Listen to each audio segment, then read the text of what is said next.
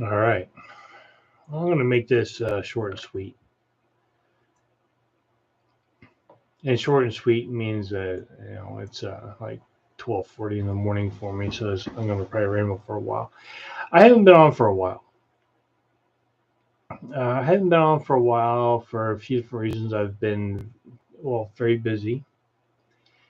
What have I been busy on? Well, I bought chickens and then I bought some more. Right, so now I have 19 chickens total. I had 24. Five of them got the case of the dumbass and went and drowned themselves. So I have 19 chickens. 10 of them are laying eggs.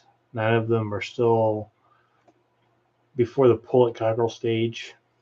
So I won't know what they are until the end of the summertime. With that, I've had to build them shelters and areas on the yard to protect them from like neighbors' dogs. Why am I building and doing all this chicken stuff?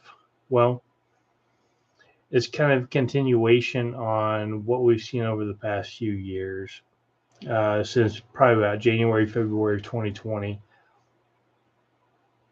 that our politicians are taking every reason to skid our culture sideways, and they're going to do that. So, one of the multiple things, and I might address some of these during this stream tonight, is making sure that you have some way of feeding yourself, right?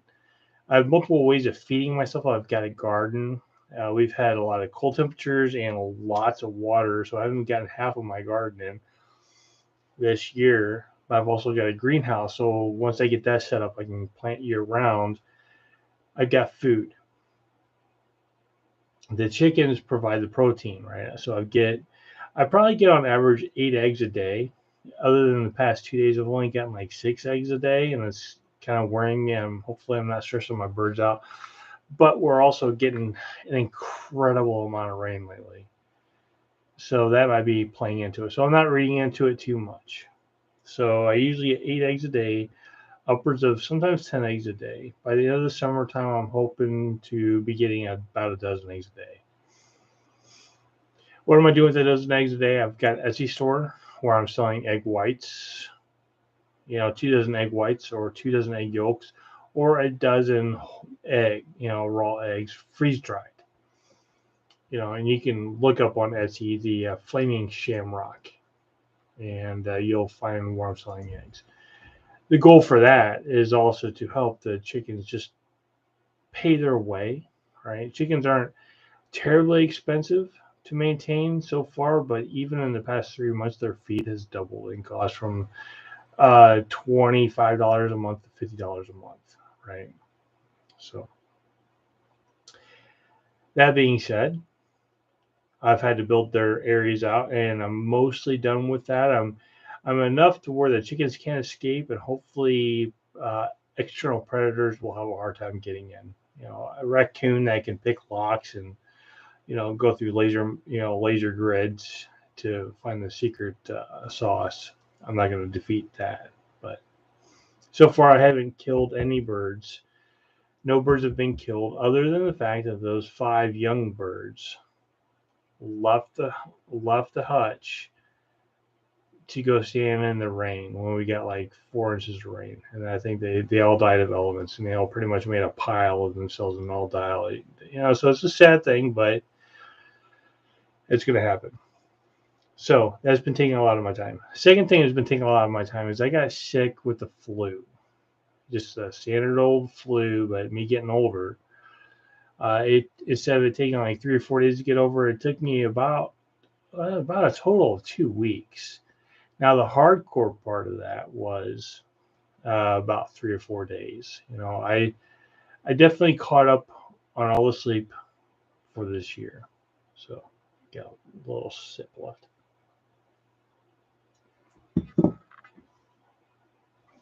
And to be quite honest, in that 2 week period of time, I got so much sleep that's messed up my sleep, and I've had to last weekend I pretty much didn't go to sleep Saturday night and until Sunday night, just to help me reset my sleep, because I got so much sleep that my sleep was all messed up.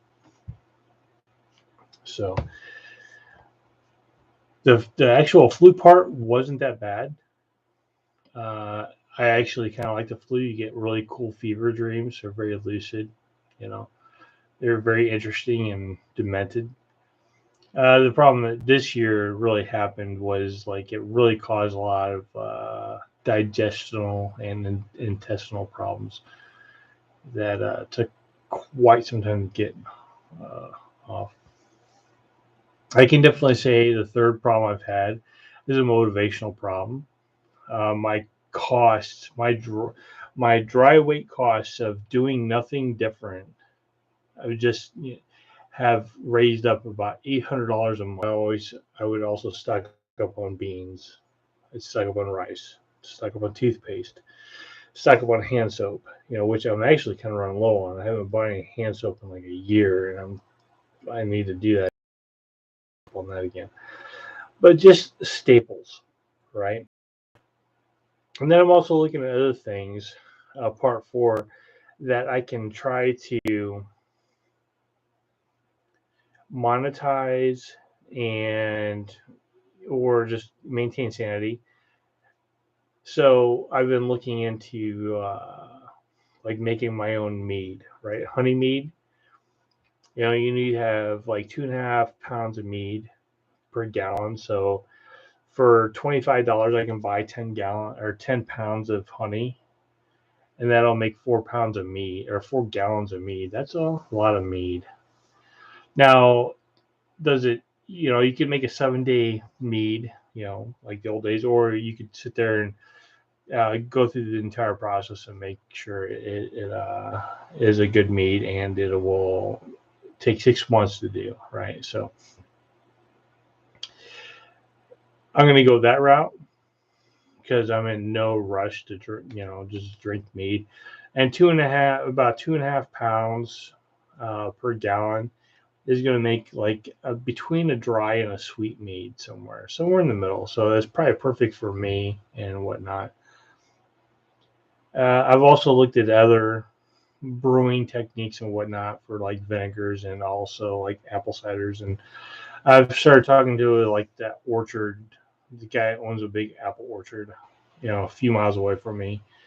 Just so I can start doing that, right?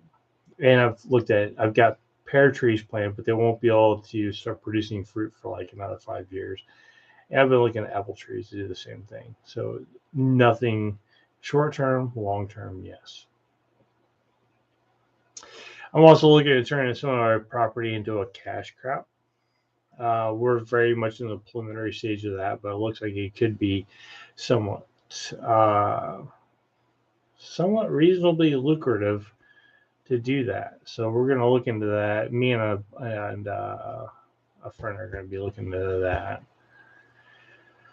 What else am I doing?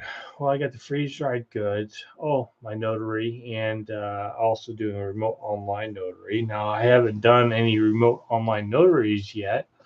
Uh, Even in Kansas, that became legal January 1st, and I'm definitely one of the first ones to get licensed in the state to become a remote online notary. And the funny thing is I have to deal with all these people when I try to advertise myself on Facebook and whatnot. All these people saying I'm just trying to be a scam artist and all this stuff. There's no such thing as this. In Kansas, where I'm at, is actually kind of late to the game in this. Uh, so I get to spread the Kansas Secretary of State's website around a lot. And like, you can look me up. You look at the rules and the laws and yada yada yada and what the regulations are. And if it's a scam, you need to report it to the state. Have a nice day. So it usually shuts people up, but there's always somebody else behind them. And towing and hauling service. Well, my truck has got a major oil leak. I'm going to hopefully have this fixed in the next couple days. It's just a valve cover gasket problem. I'm going to fix that. Problem solved. And the problem is like it leaks like half a quart of oil in an hour, a quart an hour, or a quart of oil every 2 hours, just through the valve cover gasket. It just blows so much oil past it. So fix that gasket problem. At least on the passenger side, it's a 4.6 Ford. Very easy, forgiving engine to work on. And probably, I mean, I'm not very familiar with a lot of Ford engines, but this has certainly become my favorite engine to work on because it's very easy. It's as easy to work on as like an old 350. So it's very nice. If you notice, my hair hasn't been cut in a few months. I'm going for, aliens. And to be honest with you, I'm actually kind of going for just, I haven't grown my hair out 30 years. I'm like, what does it do? I'm starting to get the whole like 1970s Afro thing going on after, 2 months. I'm going to make a video on straight shaving because I did shave a lot of this off right here. And I've been practicing straight shaving, but if you notice, I got a lot of fur here. You can move this light there. You can see I've got a lot of fur there. I haven't shaved in a couple weeks. So I'm actually wanting to do like a little video on just straight shaving. And I've been kind of getting back into that. I haven't shaved regularly in years. And the fine art of using a straight razor is very, I don't know. I think it's a trait that men should learn. So what else is going on? So I've mentioned being ill. Well, we kind of in coordination with that, I've been, the illness, being, having the flu and the intestinal problem for a while, also kind of just set me back a couple weeks. So that kind of goes hand in hand. The chicken, the garden, the truck, the notary, and I'm looking at a couple of business opportunities. And general is just being kind of in a general funk the past, I don't know, 2 months. And very busy. And then everything, like my mortgage payment, because the tax assessed my property is worth way more than all of a sudden this year. Now my mortgage payment has jumped up. My food prices have jumped up. My gas prices have jumped up. My natural gas prices have jumped up. My electricity has jumped up. My water really hasn't jumped up that much yet. So I'm happy with the water company, the rural district. And trying to cut bills. I've got like my Starlink internet, and then I've got my other internet through the county, which I can't cancel because I have a 3-year contract with them folks. Or I have to pay like a $500 disconnect fee. So there's a cost benefit associated with that. And then, of course, I owe 2 lawyers and 2 households and a couple credit cards and this and that and yada, yada, yada. It's kind of stressing me out a little bit, too. And then, even trying to refinance this place to help not consolidate everything onto one huge bill. So I just owe the bank a lot of fucking money versus a lot of money. And that would be great if I could do that. Still working on that. And they keep saying, well, underwriters or this and that, like whatever. Just tell yes or no. So that's been going for a few weeks. On top of that, to save money, I've also tried to reduce my IRA contributions. However, the company that manages our IRA say, you can't do that, even though our HR department says, sure you can. So this has been about 3 months. So that's cost me about $2,000 right there. I'm dumping money into an IRA that's losing money. I've watched my crypto account lose half, and I don't have a lot of money in crypto. To be honest with you, I helped a friend of mine with about half of what I had in crypto, which wasn't that much, a couple thousand at best. Yeah, about 2,000. And then the rest of the stuff, just in the past month, my, the 2000 I had in crypto left is now like worth $750. I'm like, well, okay. And the same thing with my 401k and all this stuff. I put in, say $600 every 2 weeks to my 401k. But then it turns into like $450 in the 401k. So I'm automatically losing money and I can't turn that off. I'd rather take that money and invest it into a bong, a nice big golden AK, a fucking pile of fucking steel rims that I could, cash in. Anything other than these notional things where I'm sending them money and I lose money, right? Oh, what's the short message of this? I know I'm not going to have anybody watching this, and maybe my son. The short message of this, we're 17 minutes into the story. The short message of this, my boy, is to learn skills. We're in an age right now where nobody has any skills. Facebook, if you're still on Facebook and you're going to you're like on your local city page or local county page or a couple of different states page, people right now have no skills and no common sense. I had two birds fall in my yard and they look like they're dead. What should I do? Should I call someone from the county? How do you just get your cat out there and eat them, let them eat it? Like, oh my God, yeah, it's so horrible. I'm like, no, it's nature. I have I have a bunny that has a skin peel off its back. What should I do? I'm like, let the cat finish its job. Let the cat finish its job. It's a baby bunny. They have a lot of bunnies. It's the whole, there's an equation written on how many fucking bunnies are produced in the world, right? It's a very, very, very famous equation. So you can let nature happen. We've gotten rain and a tremendous amount of rain the past 2 weeks. I mean, right now the ground is 100% saturated. Anybody can tell the ground's 100% saturated because anytime you step on anything with grass on it, it just squeezes out water right now. And yet you have people like, why are all of the ants and all the bugs coming out of the grounds into my apartment? I'm like, well, because the ground's full of water. They're not aquatic bugs. And those are just the smarter of the questions. We have other questions like, I sprayed something on my plants and now my plants are dying. What's happening? I'm like, well, you probably fucking sprayed something on your plants that killed your plants. Dumbass. Well, I was going down the street and then there was an accident and the cops turned me around. Why did they turn me around? Like, because there was a fucking accident.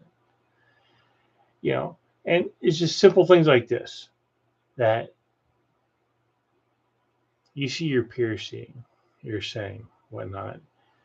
I'm asking you just to, throw just a couple milligrams of thought behind what's happening in your life before you ask other people what's happening.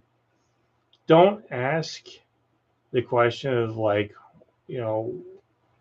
why isn't my freezer working when the door was cracked? And looking like, I mean, because from my perspective, you look like a moron in front of thousands of people. Well, I kept my freezer cracked open because, this and that and yada, yada, yada. And now everything in my freezer's thawed out. And some things have lots of ice crystals built up on it, like it's freezer burn. Like, because you kept your fucking freezer cracked open, you moron. That's what happens. And maybe, and I would say if we're dealing with a whole bunch of 17-year-olds that somehow got kicked out of their house and they have to live on their own for the first time, which we know that it's completely notional now because you don't get kicked out of your house until you're like 38 nowadays. But these 38-year-olds now are going out and living on their own and they don't know how to boil water effectively. Well, I've had it on number 3 on the stove all day long and it's still just only warm. I'm like, well, why don't you crank that motherfucker up to 9.9, And then you have a boil. Well, half my water's gone. Add more fucking water. Add more fucking water, crank up to 9.9, throw your noodles in, turn it down to 7. Wait a few minutes and take it off. Great. Now you have macaroni and cheese or ramen or what the fuck ever you're making. Whatever boxed fucking meal you're making, to throw carbs on your throat. That's how you do it. Yeah, don't leave water on 3 on your stove for like 4 hours trying to figure out why. You're starving to death because you can't fucking make ramen noodles on the. I mention these things because these are goddamn things that happen on fucking Facebook and the local city chat. Ultimately, what I've noticed is like social media has taught me is that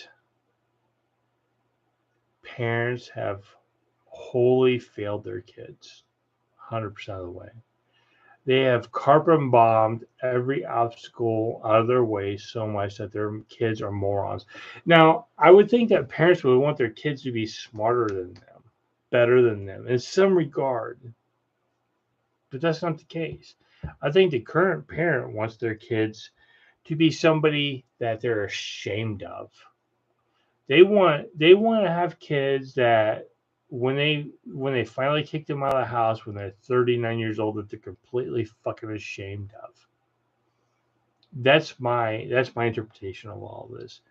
That their kids have no education, no fucking skills to do anything. I don't give a fuck. It's basic skills of like basic hygiene, basic cooking, basic exercise, basic maintenance, basic dealing with people, basic dealing with how to just do the logistics of life, like grocery shopping and banking and yada, yada, yada. Parents nowadays are raising their kids that I think those parents want to be 100% ashamed of those kids. And I don't understand why. Like, well, I love my kid. I'm like, do you really? Do you really love your kid? You're raising your kid worse than you'd raise a goldfish in a bowl. At least in a goldfish in a bowl once a day, you're thumping on the glass and sprinkling in fucking food and saying, here, fishy, fishy. The rest of your kids you're ignoring for fucking 15 goddamn fucking years and hoping that the Xbox raises them correctly. Because, Fallout's a great way of teaching a kid how to fucking be an adult.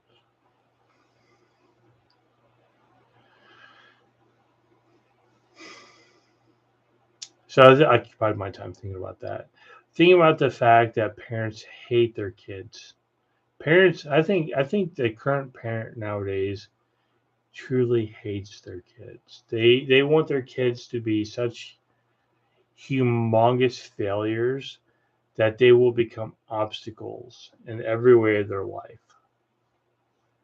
They will ruin their future. They will ruin their kids' future. And they will become huge obstacles in their kids' future and their kids' lives.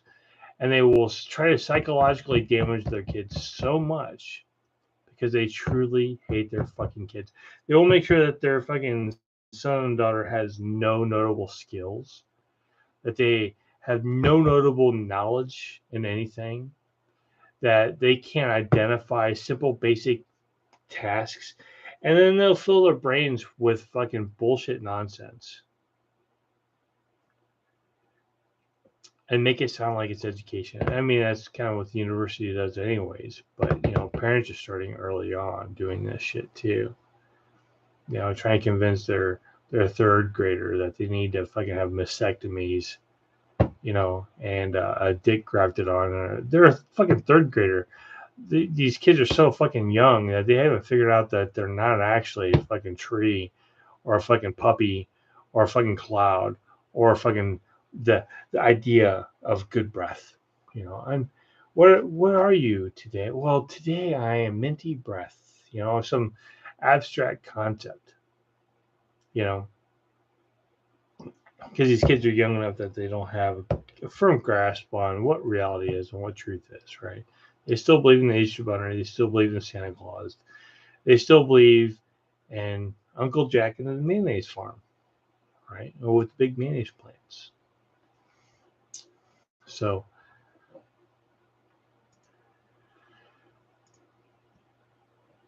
it's been a while. Hey, it's going on. It's past 1 a.m. for me. I'm gonna end this. I see nobody's joining my live stream, which I completely expected.